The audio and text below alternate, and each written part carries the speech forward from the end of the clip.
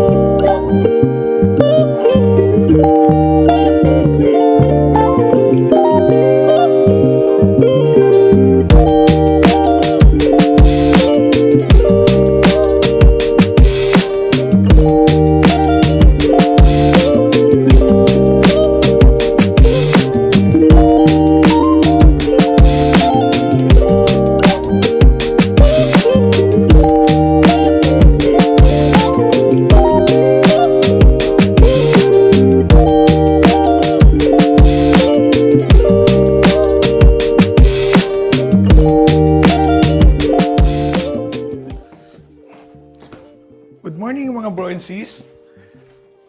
Kamusta po kayo?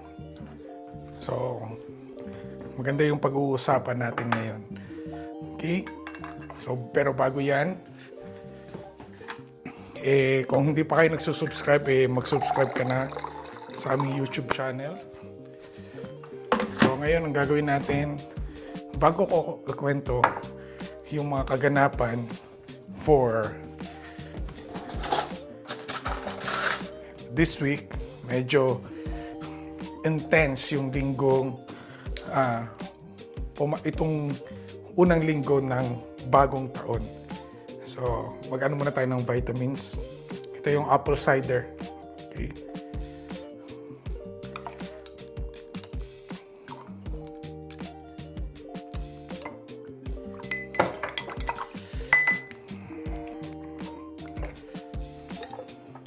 It's good for the health and contain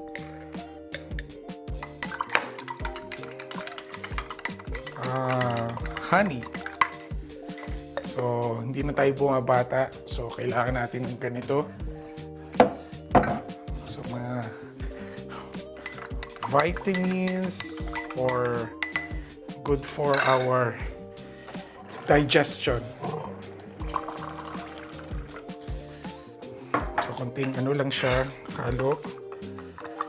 So, hindi siya pwedeng direct na inumin kasi makakasira sa ngipin mo. So, dapat kailangan ng straw.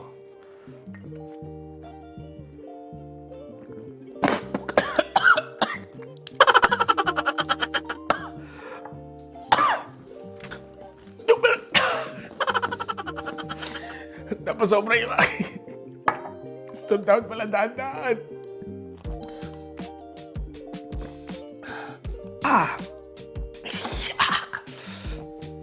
Every time na uminom ako nito.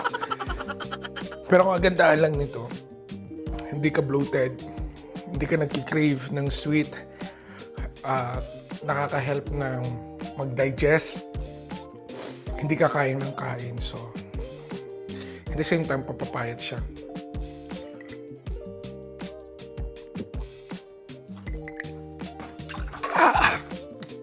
Yak!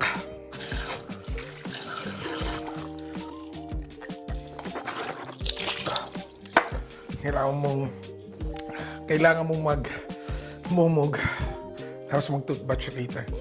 Kasi ang gagawin ko muna ay ano muna tayo.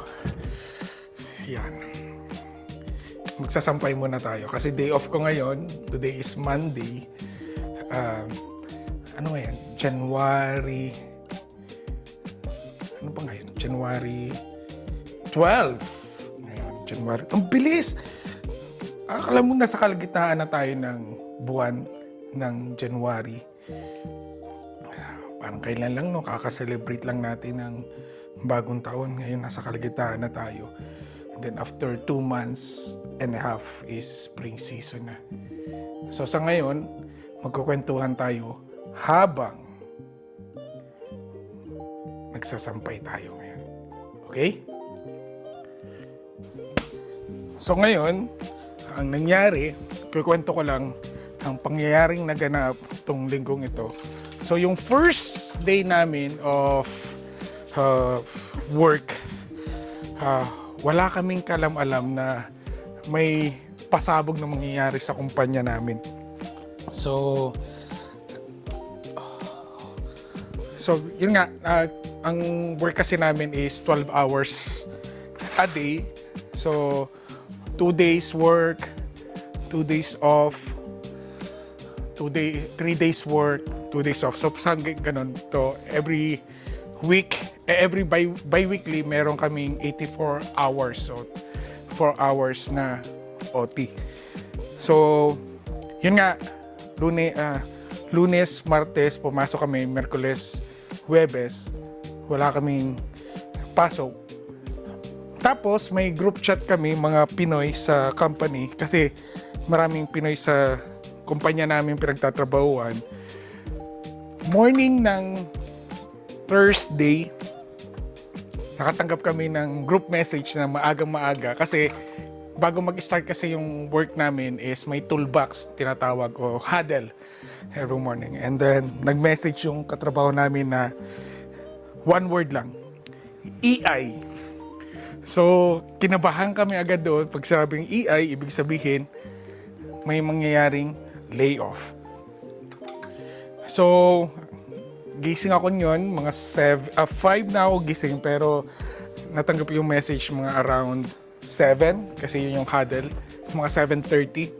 So, kinabahan na kami. So, balita kami, maya sa group chat ng mga Pinoy, kung ano nangyayari, anong kaganapan. So, yun na nga, to cut the story short, nagkaroon ng layoff sa company namin. So sa mga wala pa pong idea, nagwo-work po ako and even my wife sa oil and gas field. So yung different company kami ng asawa ko. So yung ang asawa ko kasi is accountant doon sa oil and gas company. And ako naman ay nagtatrabaho sa steel company. So kami nagpo-provide ng coupling sa mga pipe na sa coupling sa mga pipe na ginagamit sa pagpo-produce ng oil. Anyhow, yun nga ang nangyari. Kinabahan ako, mostly lahat kami ay kinabahan. Kasi syempre, grabe namang pasabog to. Unang linggo ng taon. Although naririnig na rin namin yung layoff kasi medyo na apektado talaga kami. Lahat ng oil and gas companies or oil and gas field is apektado. I don't know ano yung reason. Maybe economic, political, or whatever. So, yun.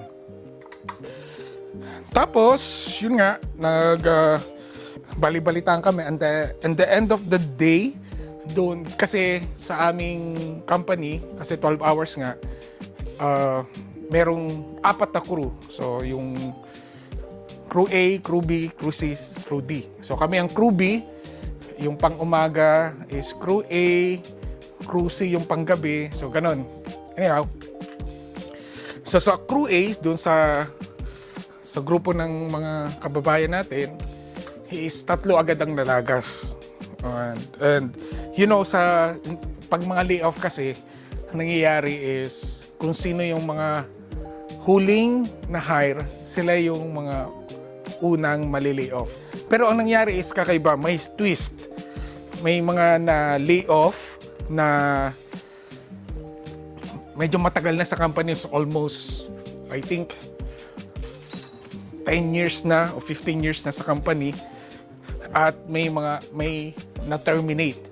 So yung na-terminate medyo marami na rin siyang sablay sa ginagawa sa company namin. Puti siya.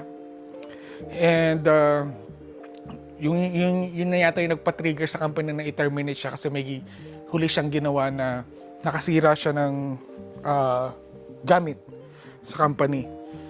So hindi ko na i-detail yun kasi medyo confidential yun. Anyway, so 3 yung nalagas sa pang-umaga. So yung sa set ng panggabi ay 3 rin yung nalagas na layoff. So majority ay mga bago. Mga bagong hire. Tapos wala pang Pinoy na natanggal. Kasi marami kaming Pinoy eh. So tawag nga sa amin is Filipino Mafia. Kasi ang dami namin. Tapos yung pagka Biyernes, syempre, may halong excitement at kabado. Excitement kasi gusto mong marites kung ano yung mga nangyari, sino yung mga natanggal, ano yung mga dahilan, paano yung procedure, kasi dumating yung HR from the head office in Calgary. So, siya yung kumakausap kasama yung operations manager namin. Yung meeting kami nung operations manager kasama yung HR, may idea na kami pero syempre hindi naman nila alam na may group chat kami. So sabi nga nila magkakaroon ng layoff because slow yung production namin ngayon. And ayun, sabi nga nila or kung wag bibiglayin ng trabaho ngayon, alam ko mahirap. Honestly naman, mahirap naman talaga na habang nagtatrabaho ka and then nasa makina ka, tapos nag-iisip ka rin na baka ikaw yung mali, ikaw yung matawag. Kasi para malaman na layoff ka, tatawagin ka ng supervisor, kakausapin ka ng HR. Paglabas mo, may hawak kang papel kung ano yung procedure para makapag-apply ka ng EI. So sabi nila, slow lang daw. Tapos kung sa tingin hindi maglakad-lakad lang. So ganun lang, yung kumbaga hindi pinipressure automatic magtrabaho agad. So kami, hindi muna kami nagpaandar ng makina. Naghintay lang muna kami ng few 30 minutes to 1 hour. So nakikita na namin yung lumalabas yung visor. So feeling namin nasa kami. Ano yung Pinoy Big Brother, yung eviction night. So every lumalabas sa opisina yung visor, kinakabahan talaga. Ako personally, kinakabahan ako. Although, naman siya, kung maliip ka rin naman, may makukuha ka rin naman EI. Which is, sapat rin naman siya, but mas maganda pa rin yung syempre full salary yung makukuha mo. And, ayun nga, nangyari yung isang department, 3 yung na lay off. Sa aming crew naman, 2 bago at 1 Pinoy. Yung Pinoy naman, hindi siya talaga lay off, pero nag voluntary lay off siya. So may personal na reason siya kung bakit nag voluntary lay off siya. I think uwi siya ng Pilipinas. So, yung temporary layoff naman namin is for 3 months, but it depends pa kung anong itatakbo ng kumpanya. Kung slow pa rin after April, and then magtutuloy-tuloy pa rin yung temporary layoff nila. So, 3 yung nalaga sa amin. And then, after that, nagkaroon uli ng quick meeting. Tapos, sabi ng operation, okay, wala nang malalaga sa inyong crew. Kung baga, wala nang tatawagin sa crew namin kasi nga umalis na yung 3. Kasi magtinawag ka, susunduin ka ng visor, alalayan ka going to the locker room, kailangan mong isubmit yung yung uniform, yung safety shoes, something ganun. So nakahinga-hinga kami ng malalim. Syempre, sabi na, salamat at least makapagtrabaho na kami ng ayos. Tapos yung panggabi sa batch schedule namin, nalagas ay kasi sabi nung operation manager namin 17 ang malilay-off. Yung panggabi sa batch sa crew panggabi, sorry magulo. Kasi 4 nga yung crew, di ba? So yung pang-4 na crew na panggabi, majority is puro mga bago. Kasi mostly pag mga bago hire ka, so nilalagay ka sa panggabi. nalagas sa kanila ay yung natitira. Kasi 9, so mga 8 ang nalagas. 8 o 7 ang nalagas. Mayroon ring isang Pinoy, pero nag-voluntary rin siyang layoff kasi magbabakasyon siya sa Pilipinas. Balak niyang magtagal doon sa Pilipinas. Siguro mag-extend lang ng another 2 weeks, something ganun. Which is the very best decision kasi at least hindi siya mag-worry na. Tapos, syempre, mga bakasyon dito, pag matagal ka na, mga 3 weeks, a month, something, gusto niya mas matagal. So, at least, kung mag-voluntary layoff siya, nagbabakasyon na siya, tumatagal pa rin siya ng EI. Tapos may asahan pa siyang trabaho pagbalik.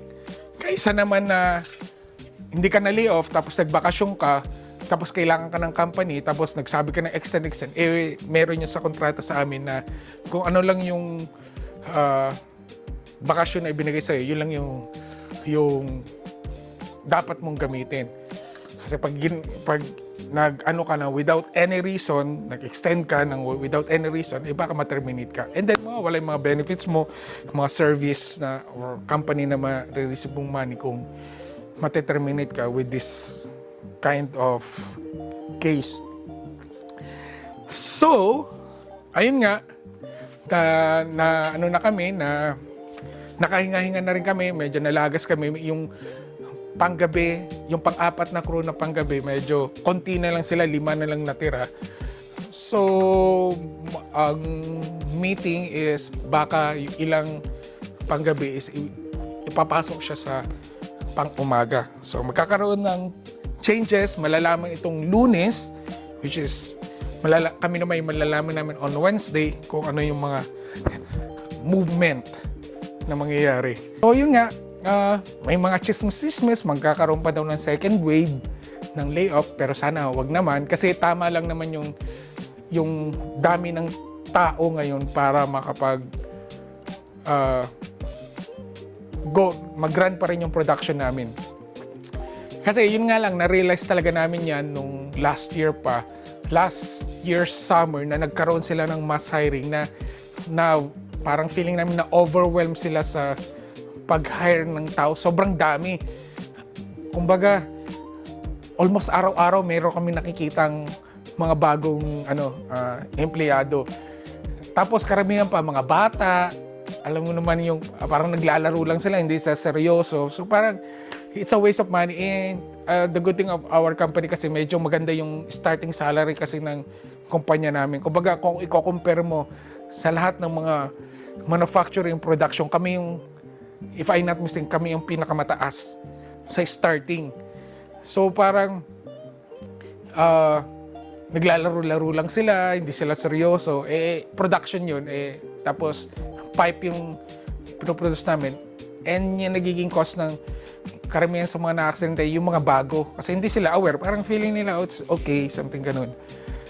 Ayun nga, hopefully hindi naman sana mangyari pa yung second wave ng and we're hoping na